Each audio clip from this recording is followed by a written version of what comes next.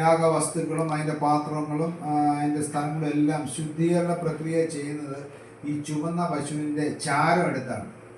അതുകൊണ്ടാണ് ഈ യാഗം അർപ്പിക്കാൻ ഇത്ര കൃത്യമായ കാര്യങ്ങളൊക്കെയും ദൈവം പറഞ്ഞനുസരിച്ച് അവർ ചുമന്ന ഹൈഫർ പശുവിൻ്റെ അവർ പറയുന്നത് ഹൈഫർ എന്നാണ്.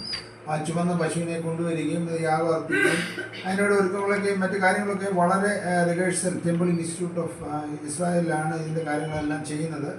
അങ്ങനെ അതിൻ്റെ ഏറ്റവും ഭംഗിയായിട്ട് കാര്യങ്ങൾ. അപ്പോൾ ആലയം പണിക്ക് മുമ്പ് തന്നെ അതിനോടനുബന്ധിച്ച് തന്നെ കർത്താവിൻ്റെ വരവാകും, ആൻറ്റിക്രൈസ്റ്റ് വരും. അങ്ങനെയാണ് അതിൻ്റെ പ്രോസസ്സ് നടക്കുന്നത്.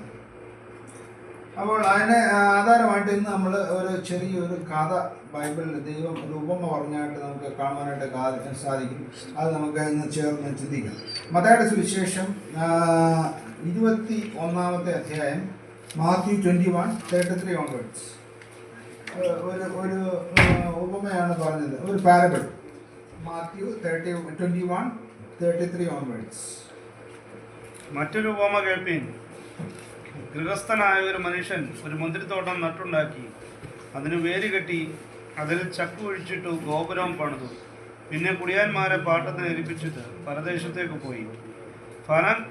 ഫലകാലം സമീപിച്ചപ്പോൾ തനിക്കുള്ള അനുഭവം വാങ്ങേണ്ടതിന് അവൻ ദാസന്മാരെ കുടിയാന്മാരുടെ അടുക്കൽ അയച്ചു. കുടിയാന്മാരോ അവൻ്റെ ദാസന്മാരെ പിടിച്ച് ഒരുവനെ തല്ലി, ഒരുവനെ കൊന്നു, മറ്റൊരുവനെ കല്ലെറിഞ്ഞു. അവൻ പിന്നെയും മുമ്പിലത്തേതിലും അധികം ദാസന്മാരെ അയച്ചു. അവരോടും അവർ അങ്ങനെ തന്നെ ചെയ്തു. ഒടുവിൽ അവൻ, എൻ്റെ മകനെ അവർ ശങ്കിക്കുമെന്ന് പറഞ്ഞു. മകനെ അവർ അടുക്കൽ അയച്ചു. മകനെ കണ്ടിട്ട് കുടിയാന്മാന്മാർ, ഇവരുടെ അവകാശി വരുവൈ, നാം അവനെ കൊന്ന് അവൻ്റെ അവകാശം കൈവശമാക്കുക എന്ന് തമ്മിൽ പറഞ്ഞു. അവനെ പിടിച്ച് തോട്ടത്തിൽ നിന്ന് പുറത്താക്കി കൊന്നുകളഞ്ഞു. ആകയാൽ മുന്തിരിത്തോട്ടത്തിൻ്റെ ഉടയവൻ വരുമ്പോൾ ആ കുടിയാന്മാരോട് എന്തു ചെയ്യും?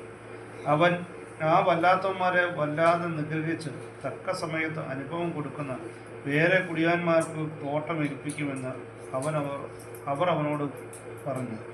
യേശു അവരോട്, വീട് പണിയുന്നവർ തള്ളിക്കളഞ്ഞ കല്ല് മൂലക്കല്ലായി തീർന്നിരിക്കുന്നു. ഇത് കർത്താവിനാൽ സംഭവിച്ചു, നമ്മുടെ ദൃഷ്ടിയിൽ ആശ്ചര്യമായിരിക്കുന്നു എന്ന് നിങ്ങൾ തിരുവെഴുത്തുകളിൽ ഒരിക്കലും വായിച്ചിട്ടില്ലയോ? അതുകൊണ്ട് ദൈവരാജ്യം നിങ്ങളുടെ പക്കൽ നിന്ന് എടുത്ത് അതിൻ്റെ ഫലം കൊടുക്കുന്ന ജാതിക്ക് കൊടുക്കും എന്ന് ഞാൻ നിങ്ങളോട് പറയുന്നു.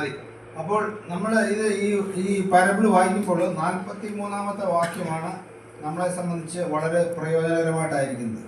അപ്പോൾ ഇനിയുള്ള കാലം ജാതികളുടെ കാലമാണ്. ജാതികൾക്ക് വേണ്ടി ദൈവം വാദിക്കുന്ന കാലമാണെന്ന് കാണുവാനായിട്ട് സാധിക്കും. അപ്പോൾ ഈ കഥ, ഈ പാരബിള് വളരെ അർത്ഥവത്തായ അവസാന കാലത്തേക്കുള്ള പാരബിളാണെന്ന് നമുക്കത് ധ്യാനിക്കുമ്പോൾ നമുക്ക് മനസ്സിലാവും.